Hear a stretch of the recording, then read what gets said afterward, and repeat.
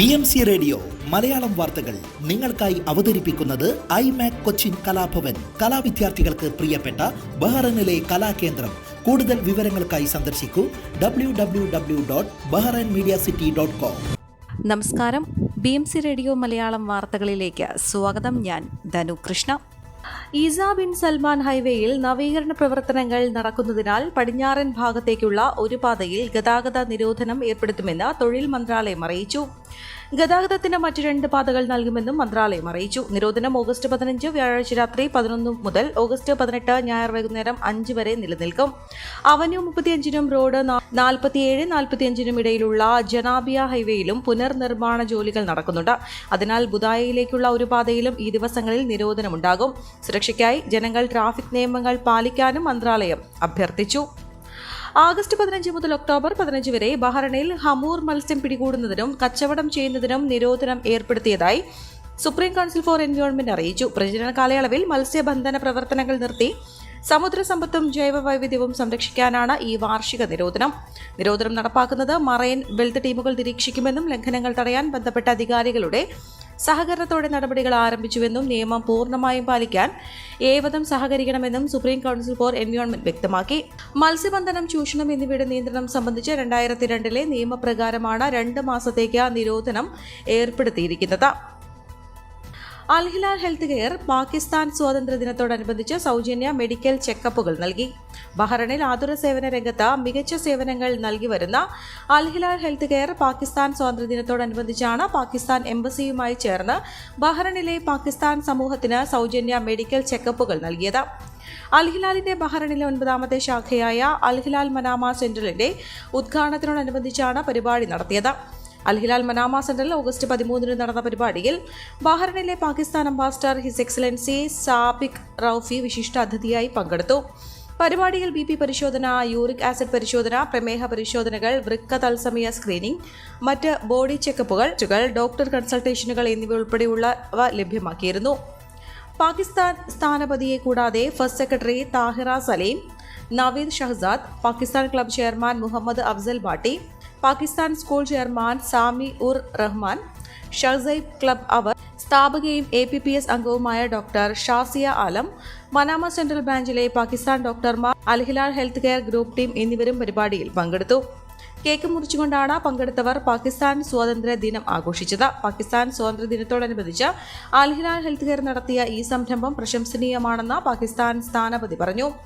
പാകിസ്ഥാനിലെ ജനങ്ങൾക്ക് സൗജന്യ മെഡിക്കൽ സേവനങ്ങൾ നൽകുന്നത് നമ്മുടെ രാജ്യങ്ങൾ തമ്മിലുള്ള ശക്തമായ ബന്ധം ശക്തിപ്പെടുത്തുന്ന ഒന്നാണെന്നും അദ്ദേഹം കൂട്ടിച്ചേർത്തു. രാജ്യം ഇന്ന് 78ാം സ്വാതന്ത്ര്യ ദിനം ആഘോഷിക്കും. ചെങ്കോട്ടയിൽ പ്രധാനമന്ത്രി നരേന്ദ്രമോദി ദേശീയ പതാക ഉയർത്തി രാജ്യത്തെ അഭിസംബോധന ചെയ്യും. വികസിത ഭാരതം 2047 എന്ന പ്രമേയത്തെ അടിസ്ഥാനപ്പെടുത്തിയാണ് ഈ വർഷത്തെ സ്വാതന്ത്ര്യ ദിനാഘോഷങ്ങൾ. 6000-ഓളം പേരാണ് ഈ വർഷം സ്വാതന്ത്ര്യ ദിനാഘോഷ ചടങ്ങുകളുടെ ഭാഗമായി പങ്കെടുക്കുക. യുവാക്കൾ, വിദ്യാർത്ഥികൾ, ഗോത്ര വിഭാഗത്തിൽപ്പെട്ടവർ, കർഷകർ തുടങ്ങിയവരാണ് അതിഥികളുടെ പട്ടികയിലുള്ളത്. പാരീസ് ഒളിമ്പിക്സിൽ ഇന്ത്യയെ പ്രതിനിധീകരിച്ചവരും ചടങ്ങിന്റെ ഭാഗമാകും. ചെങ്കോട്ടയിലെത്തുന്ന പ്രധാനമന്ത്രിയെ പ്രതിരോധ മന്ത്രി രാജ്നാഥ് സിംഗ് ആണ് സ്വീകരിക്കുക. ചെങ്കോട്ടയിലെത്തുന്നതിന് മുൻപ് പ്രധാനമന്ത്രി നരേന്ദ്രമോദി യുദ്ധസ്മാരകത്തിലും രാജ്ഘട്ടിലും ആദരാഞ്ജലികൾ അർപ്പിക്കും. ജമ്മുവിലെ ഭീകരാക്രമണങ്ങളുടെ പശ്ചാത്തലത്തിൽ കനത്ത സുരക്ഷയാണ് ഡൽഹിയിൽ ഒരുക്കിയിരിക്കുന്നത്. പഞ്ചാബിലും ജമ്മുവിലും ISA പിന്തുണയോടെ പ്രവർത്തിക്കുന്ന സംഘങ്ങൾ സ്വാതന്ത്ര്യദിനാഘോഷങ്ങൾ തടസ്സപ്പെടുത്താൻ സാധ്യതയുണ്ടെന്നാണ് ഇന്റലിജൻസ് റിപ്പോർട്ട്. VIP-കൾക്കും പ്രധാന മന്ദിരങ്ങൾ, ജനങ്ങൾ കൂടുന്ന സ്ഥലങ്ങൾ എന്നിവിടങ്ങളിലും സുരക്ഷ ശക്തമാക്കി. കർണാടകയിലെ ഷിരൂരിൽ മണ്ണിടിച്ചിലിൽ കാണാതായ അർജുനായുള്ള തിരച്ചിൽ ഒരു ദിവസത്തെ ഇടവേളയ്ക്ക് ശേഷം നാളെ പുനരാരംഭിക്കും.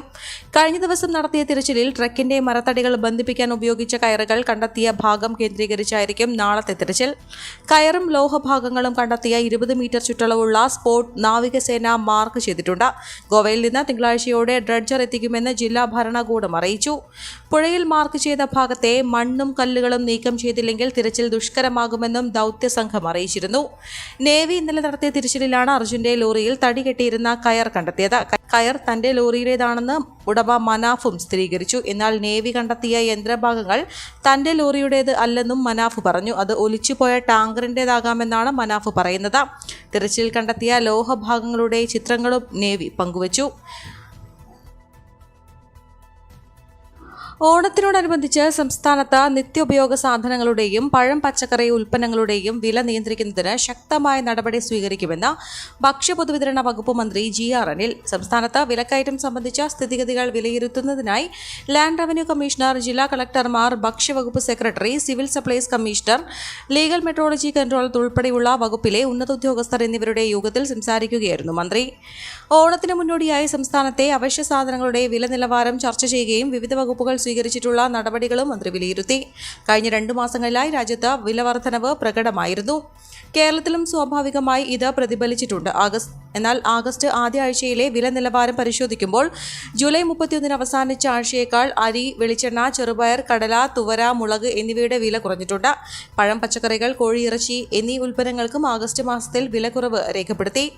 കേന്ദ്ര സർക്കാർ കഴിഞ്ഞ മാസം പ്രസിദ്ധീകരിച്ച വിലക്കയറ്റം സംബന്ധിച്ച കണക്ക് പ്രകാരം ആന്ധ്ര, ബീഹാർ, കർണാടക, ഒഡീഷ, കേരളം ഉൽപ്പാദക സംസ്ഥാനങ്ങളെക്കാൾ താഴെയാണ് കേരളത്തിന്റെ വിലക്കയറ്റ നിരക്ക്.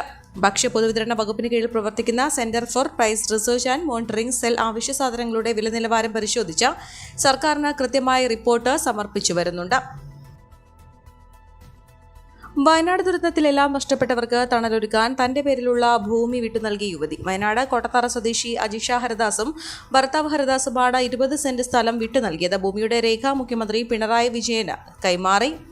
നിലവിൽ തൃശൂർ KSFE ഈവനിംഗ് ബ്രാഞ്ചിൽ സ്പെഷ്യൽ ഗ്രേഡ് അസിസ്റ്റന്റായി ജോലി ചെയ്തു വരികയാണ് അജിഷ. കർഷക കുടുംബത്തിൽ ജനിച്ച അജിഷയുടെ അച്ഛൻ ജയചന്ദ്രനും അമ്മ ഉഷാകുമാരിക്കും വീട് വയ്ക്കുന്നതിനായി 2009 വയനാട് കമ്പളക്കാട് വാങ്ങിയ 20 സെന്റ് സ്ഥലമാണ് ദുരിതബാധിതർക്ക് വീട് വയ്ക്കാനായി സർക്കാരിലേക്ക് വിട്ടു നൽകിയത്.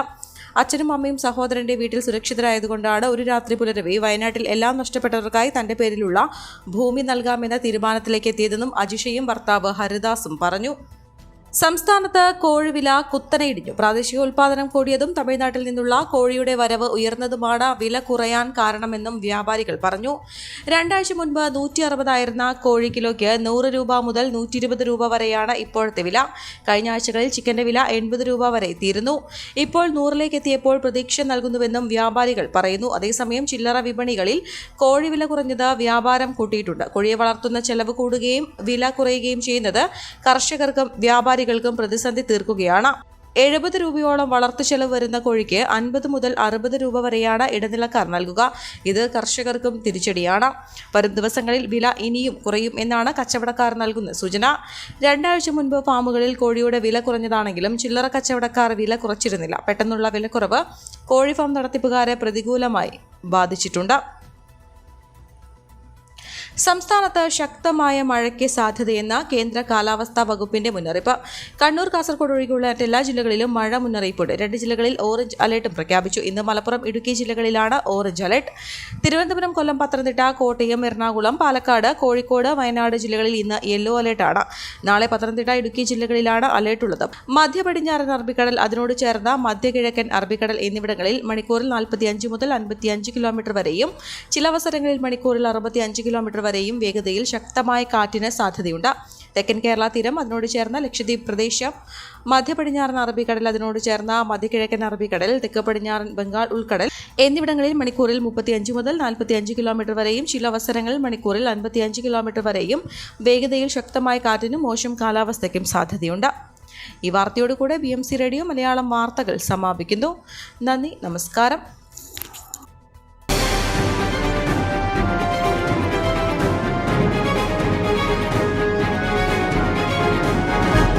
BMC റേഡിയോ മലയാളം വാർത്തകൾ നിങ്ങൾക്കായി അവതരിപ്പിക്കുന്നത് iMac കൊച്ചിൻ കലാഭവൻ. കലാവിദ്യാർത്ഥികൾക്ക് പ്രിയപ്പെട്ട ബഹ്റൈനിലെ കലാകേന്ദ്രം. കൂടുതൽ വിവരങ്ങൾക്കായി സന്ദർശിക്കൂ www.bahrainmediacity.com.